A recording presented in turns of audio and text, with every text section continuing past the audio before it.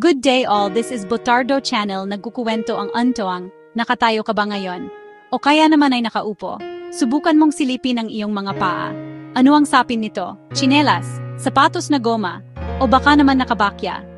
Simple man o magarbo, ang sapin sa paa ay may kuwento. Ngunit alam nyo ba, sa bansang Pransiya, ang sapatos ay hindi lang basta proteksyon sa paa. Ito ay isang pasaporte patungo sa kapangyarihan, isang salamin ng katayuan sa lipunan, at isang saksi sa mga pinakamahalagang kabanata ng kanilang kasaysayan. Mula sa maningning na palasyo ng Versailles, hanggang sa magulong mga kalsada ng Paris noong unahon ng Rebolusyon. Ang bawat tahi, takong, at disenyo ng sapatos ay may ipinapahiwatig.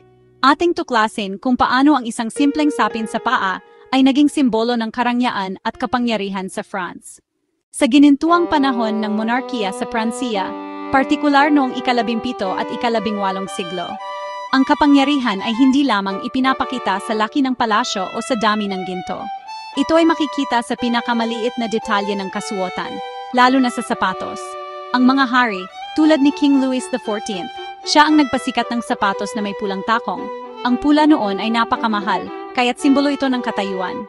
May dekretong nagbabawal, tanging ang kanyang korte ang makakasuot ng pulang takong. Ipinapakita nito ang pagiging malapit nila sa hari. Hindi lang kulay, pati taas ng takong. Si Louis na hindi matangkad, nagsuot ng takong hanggang 5 pulgada. Ang mga takong ay pinalamutian ng eksena ng labanan, simbolo ng tagumpay. Sa paglakad niya sa Versailles, ang bawat tunog ng takong sa marmol ay paalala ng kapangyarihan. Hindi limitado sa hari, buong aristokrasya sumabay. Mga sapatos ng maharlika gawa sa seda, satin, velvet, pinalamutian ng burda, perlas, diamante, hindi praktikal para sa araw-araw. Dinisenyo para sa palasyo, pagsasayaw, pagdalo sa mga piging. Mensaheng malinaw, hindi ko kailangang magtrabaho, buhay para sa paglilibang at karangyaan. Kung may isang tao sa kasaysayan ng Pransiya na naging simbolo ng sukdulang karangyaan, ito ay walang iba kundi si Marie Antoinette. Ang reyna, na asawa ni King Louis XVI, ay naging isang icon ng fashion noong kanyang panahon. At sa sentro ng kanyang maningning na koleksyon ay ang kanyang mga sapatos. Sinasabing mayroon siyang daan-daang pares, bawat isa ay mas magarbo kaysa sa nauna. Para sa kanya, ang sapatos ay hindi lamang sapin sa paa. Ito ay isang anyo ng sining. Sinasabing umaabot sa 500 pares ng sapatos ang kanyang pagmamay-ari sa loob lamang ng isang taon. Ang bawat damit ay may katumbas na pares ng sapatos, na nagpapakita ng kanyang masusing atensyon sa detalye. Ang kanyang pagkahumaling sa sapatos ay naging alamat, isang simbolo ng kanyang marangyang pamumuhay. Subalit, ang mismong karangyaan na ito ang naging mitsa ng galit ng taumbayan. Habang ang mga mamamayan ay nagugutom at naghihirap, ang mga kuwento tungkol sa walang katapusang paggasta ng reyna sa mga damit at sapatos ay kumalat na parang apoy. Ang kanyang mga sapatos ay naging simbolo ng kabulukan at kawalang pakialam ng monarkiya. Ang bawat pares ng magarbong sapatos ay tila isang insulto sa mga paa ng mga naghihirap na prinses. Ang kanyang pagkahumaling ay nagpatibay sa imahe niya bilang Madame Deficit. Sa huli, ang mga sapatos ni Marie Antoinette ay naging bahagi ng ebidensya laban sa kanya, nang siya ay dalhin sa gilotina. Sinasabing isa sa kanyang sapatos na kulay lavender ay nahulog habang paakyat siya sa entablado. Ang maliit na insidenteng ito ay puno ng simbolismo. Ang sapatos ay naiwan sa paanan ng revolusyon. Nang sumiklab ang Rebolusyong Pranses noong 1789, ang sapatos ay hindi na lamang isang usapin ng moda. Ito ay naging isang makapangyarihang simbolo ng politika at pag-aalsa. Ang agwat sa pagitan ng mga maharlika at ng mga karaniwang tao ay kitang-kita sa kanilang mga paa. Ang sapatos ay naging uniforme na naghihiwalay sa magkaaway na panig. Ang mga aristokrata ay nakasuot ng magagarbong sapatos na gawa sa seda at may mga buckle. Sa kabilang banda, ang mga revolusyonaryo ay nakasuot ng simpleng pantalon at kahoy na bakya o sabots. Ang mga revolusyonaryong ito ay tinawag na sans-culottes, isang pangalan na kanilang buong pagmamalaking inangkin. Ang pagsusuot ng mamahaling sapatos na may buckle sa mga lansangan ng Paris ay naging mapanganib. Ito ay maaaring maging dahilan upang ikaw ay mapagkamalang isang kaaway ng revolusyon. Maraming maharlika ang sinasabing nagtangkang tumakas sa pamamagitan ng pagpapanggap bilang karaniwang mamamayan. Ngunit ang kanilang malalambot na kamay at mamahaling sapatos ay madalas na nagbubunyag ng kanilang tunay na pagkatao. Ang sapatos ay naging isang hindi mapagkailang tanda ng uri sa lipunan. Ang mga sabots o kahoy na bakya, na dati simbolo ng kahirapan, ay naging simbolo ng revolusyonaryong pagkakakilanlan. Ang salitang sabotage ay sinasabing nagmula sa mga manggagawang Pranses na naghahagis ng kanilang mga sabot sa mga makinarya upang sirain ang mga ito.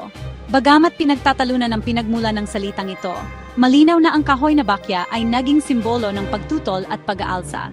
Sa pagtatapos ng revolusyon, nagbago rin ang moda sa sapatos. Nawala ang mga magagarbong disenyo ng monarkiya.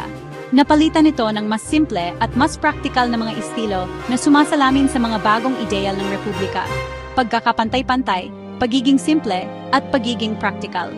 Ang sapatos ay muling nag-adapt sa pagbabago ng panahon, na nagpapakita kung paano ang isang simpleng bahagi ng kasuotan ay maaring maging isang malakas na salamin ng mga pagbabago sa politika at lipunan.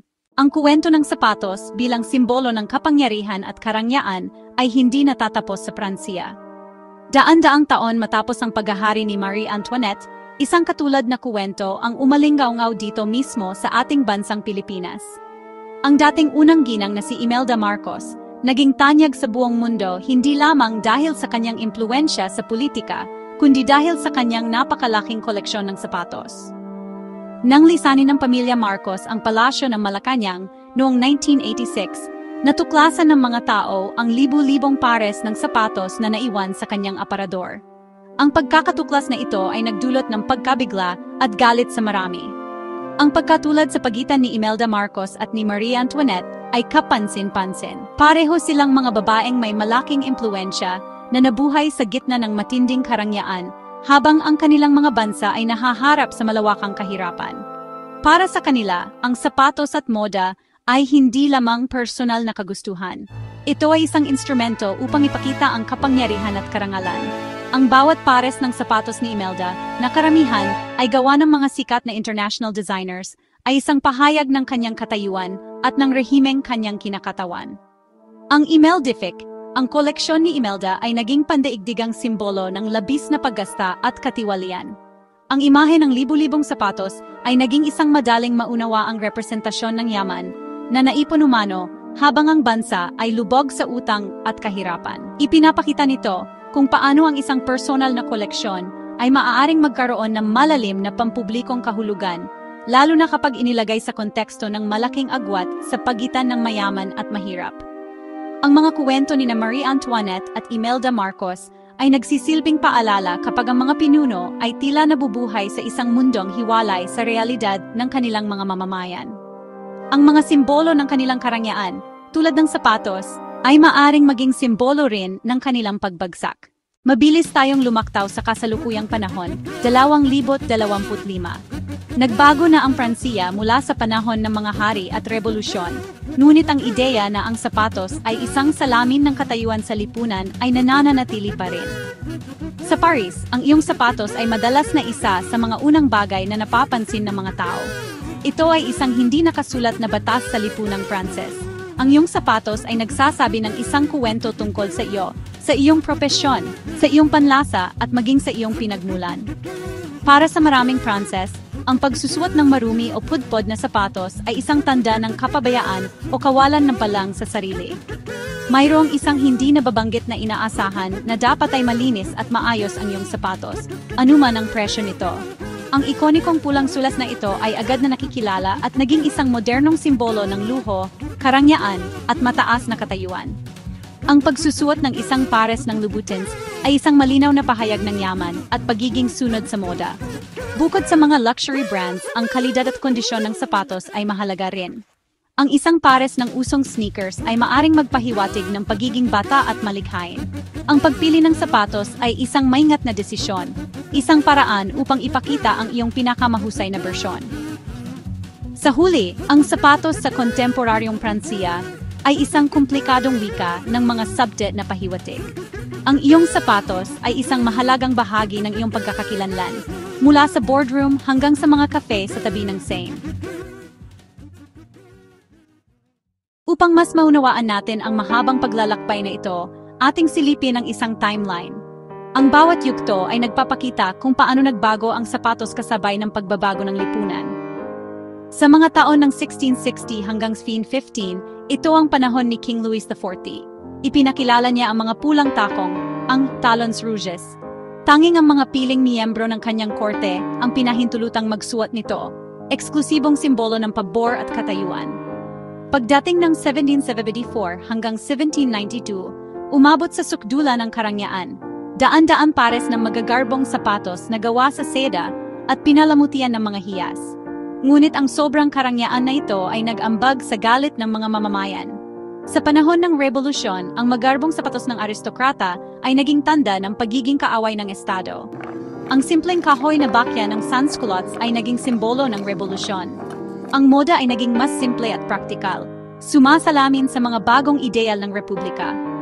Mula 2000 hanggang kasalukuyan, nagpapatuloy ang legasiya sa modernong panahon.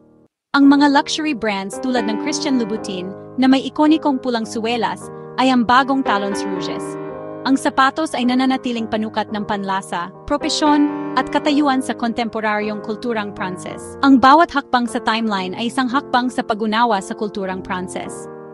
Ang simpleng sapin sa paa ay naglalaman ng mga kwento ng paghahari, pag-aalsa, at pagbago. At ang patuloy na pag-ikot ng roleta ng moda at kapangyarihan. Ano nga ba ang aral na maaari nating makuha mula sa mahaba at makulay na kasaysayan ng sapatos sa Pransiya? Ang pinakahahalagang aral ay ito, ang mga simbolo ng kapangyarihan ay hindi permanente. Ang mga ito ay nagbabago kasabay ng pagbabago ng lipunan, ng mga paniniwala, at ng kung sino ang may hawak ng kapangyarihan.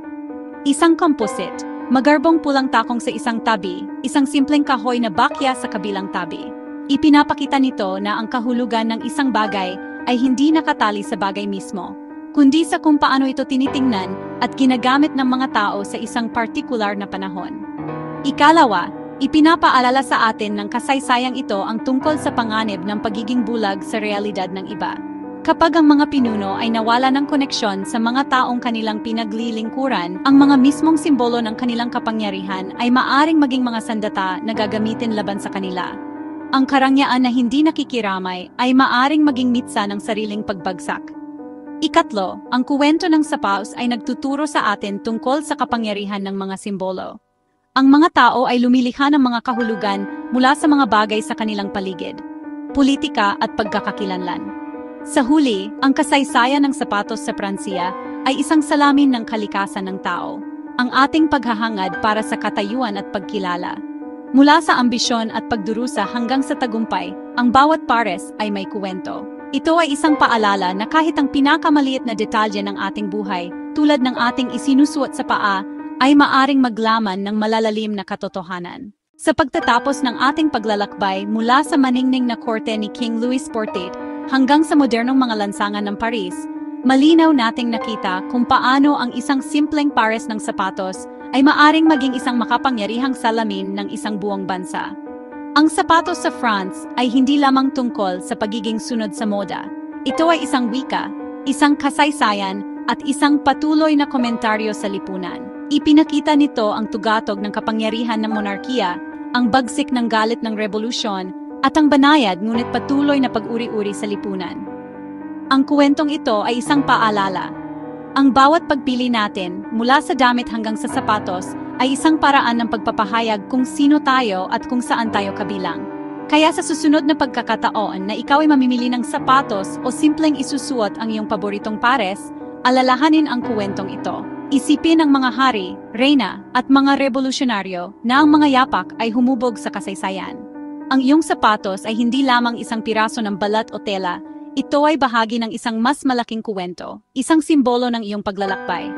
At sa bawat hakbang, dala mo hindi lamang ang iyong sarili, kundi ang mga anino at aral ng nakaraan.